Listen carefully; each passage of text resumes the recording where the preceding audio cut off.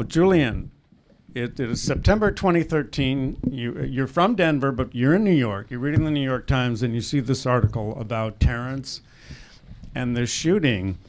At what point do you think, yes, I need to look into this, and you had no idea at that point, of course, you'd be devoting the next, 8-9 years of your life to it, but take us back to that and what inspired you to want to get involved and see what was truly happening in your hometown. Yes, it was a long time ago now, it seems. It was 2014 when I made my first reporting trip out there. But yeah, September 20th of 2013, a day Terrance will never remember either for sure. But yeah.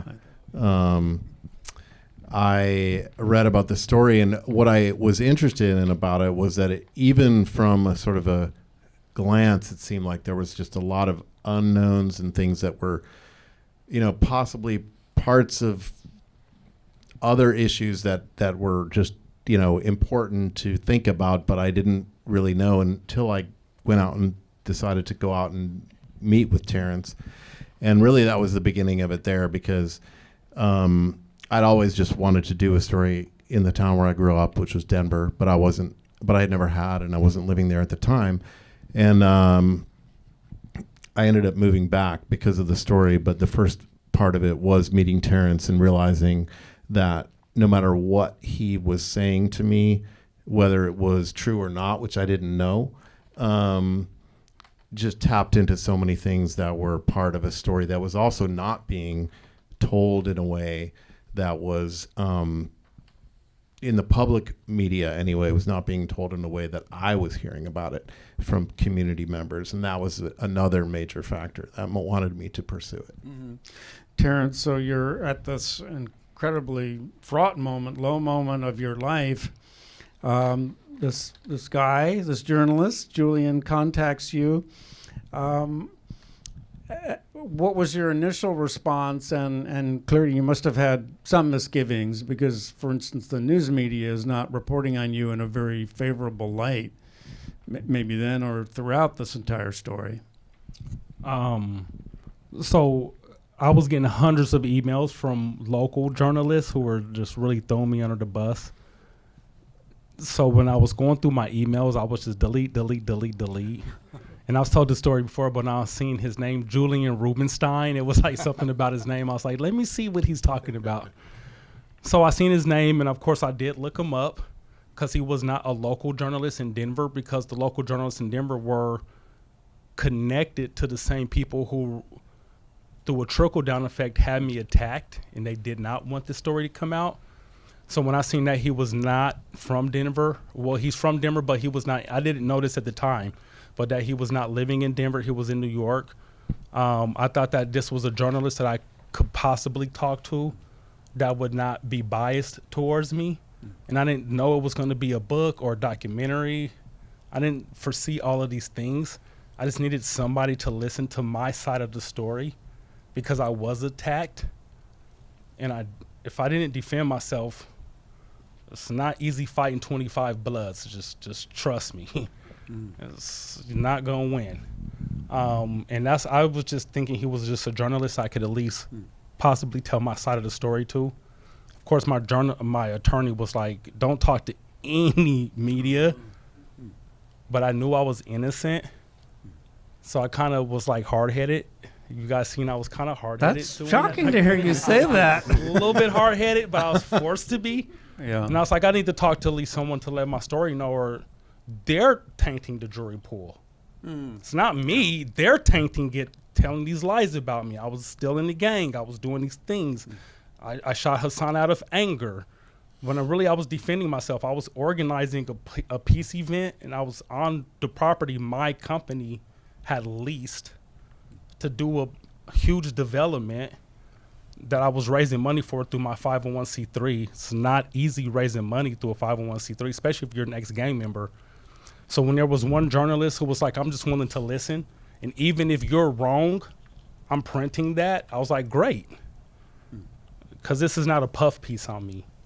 So I was happy to connect with Julian. I had nothing to lose. Damon, you were from St. Louis, grew up there, and many of you in the audience may know the film Whose Streets that premiered at Sundance. Great film about Ferguson, Missouri, and the protests after the killing of Michael Brown, which you co-directed with Sabah Falayan. Executive producer on this film. What about this project spoke to you that you wanted to become involved? Well, I met Julian through a mutual friend and colleague, and initially he just wanted me to look at some cuts, and I was like, I would definitely do that. I checked it out, and then I got familiar with Terrance's story, and then later on, at Julian actually took my notes and listened to me. That rarely happens, So later on, he was like, "Would you like to be a part of this? Would you like to be an EP in the situation? Because you've helped so much." And I was like, "I want to talk to Terrance, because quite frankly, I just don't trust white men telling stories about black people. I don't. That was part of the reason why I did Whose Streets myself, because I was from there. I lived through that. And so I wanted to talk to the person who was the subject, right? And so I remember I talked to Terrance. It was like 2 hours the first time. Never, like we talked for like hours. You know what I'm saying? And it was so many similarities to how I grew up, what he was like, and it was authentic. Like the same things that was in that film, he was like, I could hear it coming out of him. It was not made up. It wasn't edited together. I done made a movie before. I done did a documentary, and I know how you can edit things together to make a thing look a certain way, and that wasn't who he was. So more than anything, I want to be there to help foster this thing into the world so that people would take it serious, because it was so that they wouldn't look at it like it was just another, a journalist trying to come up and get on off of somebody else's story. Because after talking to both of them, I knew that they both were genuinely about what they were saying they was about. And so that's all I needed. Once I saw that, I was in. You know what I'm saying? So mainly talking to Julian, but the thing that really saw me was really connecting with Terrance and knowing who he was, and just seeing that he was authentic about what was going on. And I was like, yeah, people need to know his story. Yeah, kind of a trust but verify situation. Yeah, you got to verify everything in 2023. So Julian, you wrote the book, The Holly, 5 Bullets, 1 Gun, and the Struggle to Save an American Neighborhood. Your investigative nonfiction book about this. Film obviously is a different medium. It's an incredibly complex story. How did you approach that, knowing that an audience, there's so many tendrils, so many forces, so many elements of the story, how you're going to make that legible, understandable for an audience, a viewing audience? For the documentary, right, as opposed to, the one thing I feel like, even though it was a massive challenge to do both a book and a documentary, they definitely did help each other in a number of ways. And for sure, when I was doing the documentary eventually, because of course I blew my book deadline by, I don't know, at least a few years. And then I was, trying to, get them both done. And I had to eventually turn to finally writing the book and finishing it and getting it in. And then after that, kind of finishing the edit on the film. And it was really good because it's so complicated. Doing the book forced me to really, really seriously go through so much thinking and also reporting that informed that. And, honestly, it was like, literally, it was the kind of story that like every year I understood it a little bit better. I mean, really, it is a complicated story, actually. And which is frustrating for me sometimes, of course, because I can see so many things in it that I wish were more apparent, actually, to the public. And I guess to remember that helps me also remember how difficult it is for local media to cover a story like this, I suppose. But there are a lot of other challenges and issues and things that could be done better. But it is the kind of story that is hard for a lot of people to understand. There's things that seem contradictory, but if you understand them, you can kind of see them. And I have to say that when I got to the end of it, it was unfortunately for me really, even though I didn't start there, it ended up for me feeling like it was very clearly a story that spoke of large systemic failures. Yeah, and Terrance, I want to ask you about some of those failures. You are released from prison. You launch Prodigal Son. At what point do you start to think, wait a minute, my sense of duty and commitment to this community is not aligning with some powerful interests here? Like, we're going in separate paths here. At what point is that becoming clear to you? When we got the announcement, I'll have to say, for the $5 million for the youth center, because money. Because at first people were like, "Oh, he's the next gang member." Nonprofits, I have to say, the nonprofit industry is now an industry. But back when I first started Prodigal Son, like, me and my family had a big, huge dinner when I got my 501c3 from the IRS. Like, that was a huge thing because it wasn't so many nonprofits, and that was big for me. I was in the gang. I was heavily involved with gangs. I did a lot of prison time. I've been gunned down. All of the things, my family went through a lot with me being in the gang, and they knew I had way more potential. So for me leaving the gangs and then starting a nonprofit, that was really big, because back then you had to write the IRS. They would write you back and forth before you got your letter of designation to where you can get tax-exempt money. So that was really big for me. That was showing progress in my life. So I was kind of like the golden boy initially. First, I was like, oh, the ex-gang member, yeah, we'll see if he's going to stick to it. Then I kind of became the golden boy in Denver. I was in the media a lot. They were interviewing me. But then when I had this vision about the youth center and it became a reality, then when the Anschutz announced that they were going to give us the $5 million, that's kind of when I started realizing I'm a little bit probably over my head at that time. It was a lot of politics. It was a lot of big players that I was not used to dealing with at the time, and they started pushing me out of my own vision and my own work. And when I started struggling with being included in my own project, that's when I started realizing, like... And you're beginning to think, wait a minute, I think they have their eyes on this property. For one thing, it's being redeveloped here, which suits their purposes. Yeah. And not only that, but looks like the police and the political structure are in on it, are very, it's a kind of collusion, arguably, that's going on there. This has got to be so alarming to you. I mean, not arguably. I feel like... That's the journalist in me, Arguably covering. is a relative term. It is. Provably, but yeah. But no, that's when I initially started realizing that the fix was in, when I could tell, like, this is my vision, this is my work, but they really don't want me in the articles. They don't want me to be the face of my own work. Yes, I have tattoos. Yes, I'm an ex-gang member. Yes, I've been to prison. Still, my intellectual property and my actual physical work, all of that was, and I'm not saying just me. It took a team of us to do it. But I have to be honest, because we're here, I literally had a vision about us doing that, and I approached the Boys and Girls Club, who approached the Anschutz, and we raised that $5 million. And once the money was approved, that's when I realized that they did not want me, but they wanted my ideas. Yeah, it was your baby, and then it's going to be taken away from you. Damon, as someone, again, from St. Louis, I just wonder how much the situation there, and again, provably the conspiracy or collusion, whatever the proper word is, between the power structure there, of how much that resonates as someone in another city.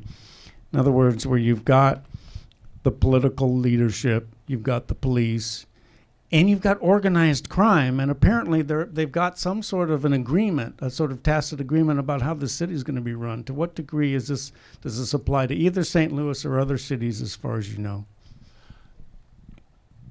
I mean, it's pretty obvious that that's how America was built. I don't know, like, like, I think it's pretty obvious. Like, I was not in the streets to the level that Terrance is in. Well, it was. You feel what I'm saying? I'm not even going to front and sit here and say that, but I do know how police, government, the media, how power structures work, and how how not only narrative but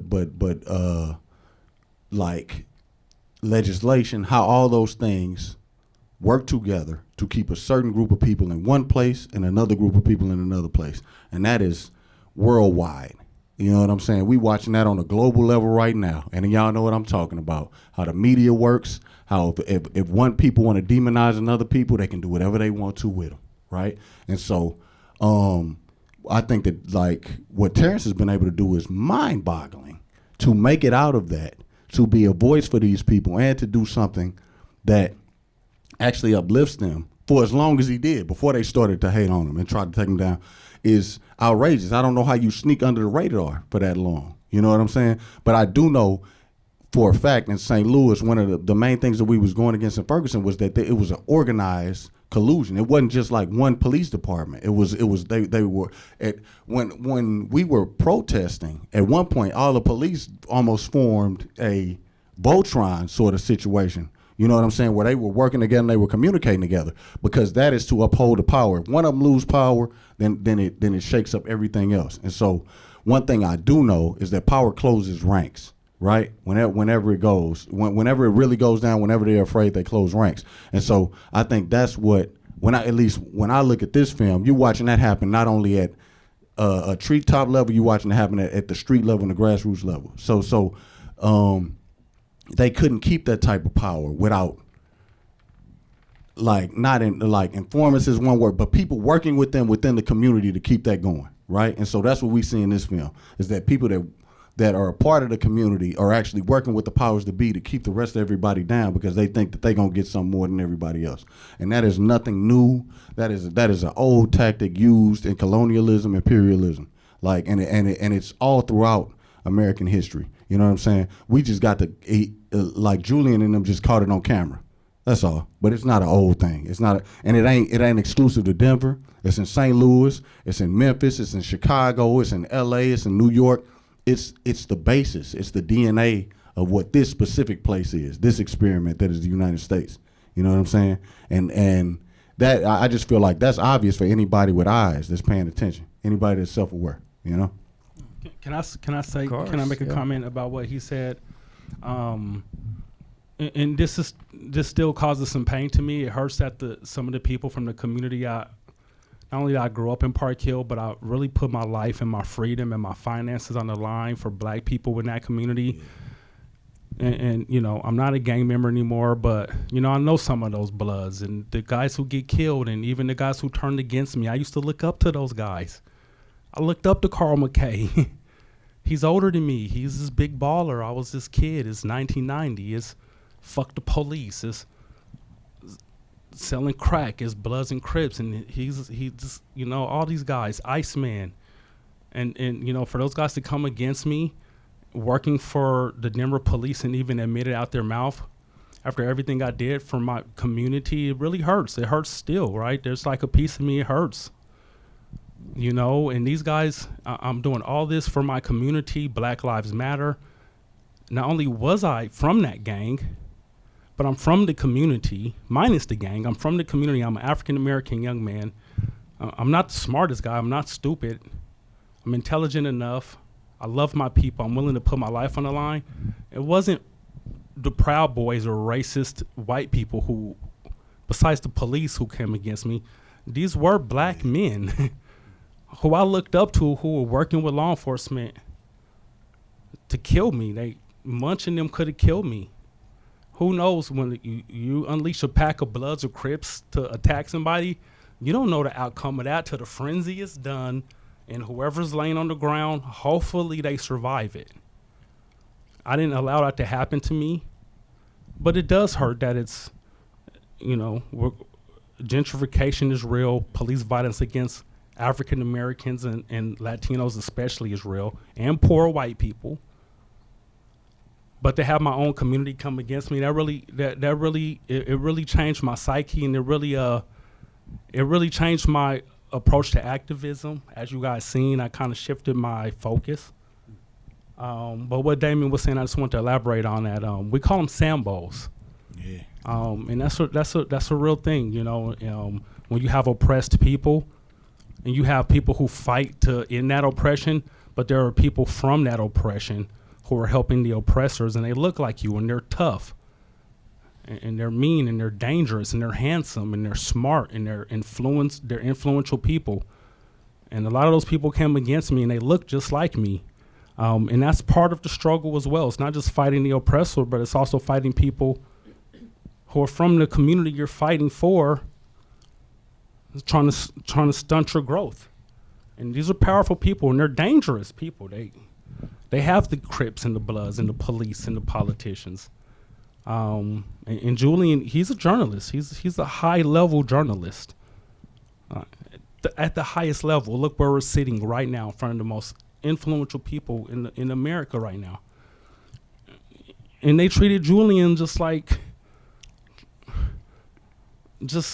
journalism didn't matter.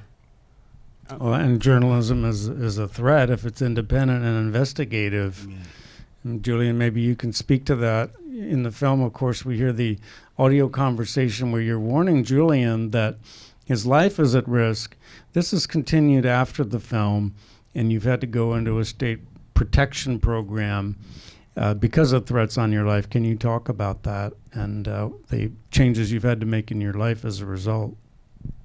So the story, was sort of increasingly dangerous as I got deeper into it, exactly because I started to see the connections between the people who seemed to be the obvious danger and the people they were connected to, who was, people who were powerful, wealthy, influential. Some of them were politicians, and others were police or law enforcement who they were working for. And there were some of them really had an air of impunity, as if they could just, threaten me or feel like they would get away with something. And of course, they played on that. However much it was real, I don't know. But it was, enough that I multiple times left my, apartment in Denver. I don't know, at least 5 times during the process. And then when it was coming out, we were, aside from sort of the intimidation, then it started to become sort of open threats, including from people who call themselves activists in the community, and a lawsuit that was filed, in which was a clear attempt at intimidating me to not release the film right when it was about to come out in festivals. And we were fortunately able to, relatively easily defeat that, although it was not easy in terms of it was still like maybe 3 months and not a very good time. Fortunately, the festivals were able to, as long as we added them to our insurance or whatever, they decided to play us. And then basically on literally the day that we won the audience award at the Denver Film Festival, I was threatened on camera by one of the 4 guys who had moved into Terrance's office, and who, by the way, shared an office for 5 years. All these guys, it's not made a point as much as it really almost should be really in the film, but the current mayor of Denver shared an office with these guys. That's who Terrance shared an office with. Mike Johnston? Mike Johnston, yeah. And he's gone around, he's been saying he doesn't need to see the Holly, the film, because, quote, I lived it. Well, he has a lot of explaining to do, in my view, about why he was sharing an office with 4 active gang members in a corrupt program that was, shown and revealed to be corrupt in both my film and the book. But anyway, so this guy threatened me, and a guy who then, worked for the city of Denver, who I'm now the state is paying for me to be protected from him. Law enforcement has seen this. I have active law enforcement people that I talk to regularly about my own safety. The program basically mostly provides like address and protection for me, so that it hopefully masks sort of where I am. I now teach at a public university, so I'm like openly, I have to live there. I left Denver. And I'm living up in the mountains, and I teach at this university. If they want to try to come over there, I don't think they're going to have a lot of success. It's a small community, but it's just there's a number of things I have to deal with on a regular basis, and it's to me what's this overall shows is, and Terrance used to tell me all the time, it's like I'm starting to go through what he went through just to get his story out. And it's this level of intimidation, because what is revealed, I think, in this is showing the influence of really organized crime becoming sort of embedded in a power structure of a city. Because not only it's, in some ways it's the new COINTELPRO, in other ways it's just basically the system and how it works these days, which includes that all of these different sort of players are involved, and that does include, organized crime groups who play a participating role in efforts that I think powerful interests want to get done. In some cases, development. In some cases, squashing the voice of an activist who's in the way of things. And that's what I think we see here, and that's why it became dangerous for me, because it's dangerous for this to be revealed or shown because of what it says. Terrance, I wanted to ask you, this is building up to a very tense moment, and when we're going to get the verdict in your case. As a viewer, I was thinking, I think he's going to be convicted. It seemed like you maybe felt that way. Maybe I have it wrong, but I think you had like luggage with you, like you were taking. Why was that? And was that partly that you thought, my next trip is to prison?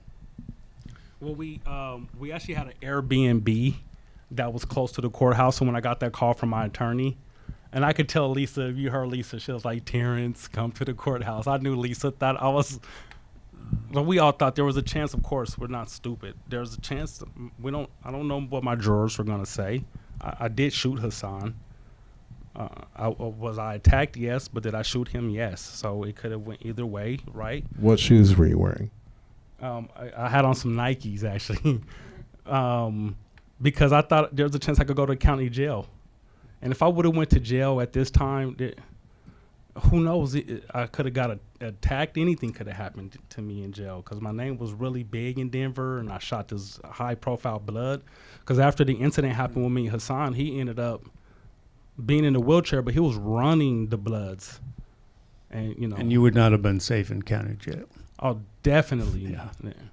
Well, that day he told me, because he'd been wearing penny loafers or whatever to the proceedings every day, but he did put on Nike high tops, I think it was, and I said to you, and you said, why are you wearing these shoes? And he said he didn't want to be in prison in his dress shoes. Yeah. He thought he was. Well, they already. And they already decided the verdict, right? They already decided. Me coming into court with penny loafers is not going to change. Not going to change. You know what? We were going to rule this way. Hold on, mistrial. I'm changing my verdict. Footwear. Exactly. So, was I afraid? Of course, I was afraid. I was nervous. I'm a father. I have kids. I really didn't want to have any confrontations with Hassan that day, but I knew I had to defend myself. So, I knew it could go any way, but I was pretty confident that it could go my way, and it did. And I told you when we were outside that, and Julian could not film the jurors, but there were jurors who had tears in their eyes when they came out. Like this case was really big in Colorado. It was bigger than I thought it would be, because I was doing the community work, and I think people were really shocked that I had to defend my life like that, and they didn't know what happened. But I think that once they got all of the evidence, they could see that if I didn't defend myself, who knows, I could have gotten beaten or killed. I don't even know what could have happened. We didn't get that far, but. Well, we see that you were running up against some very powerful forces, and that your work continues despite that. So that's all the time we have for right now. Please give a round of applause to our panelists, to Terrance, to Damon, and Director Julian Rubinstein.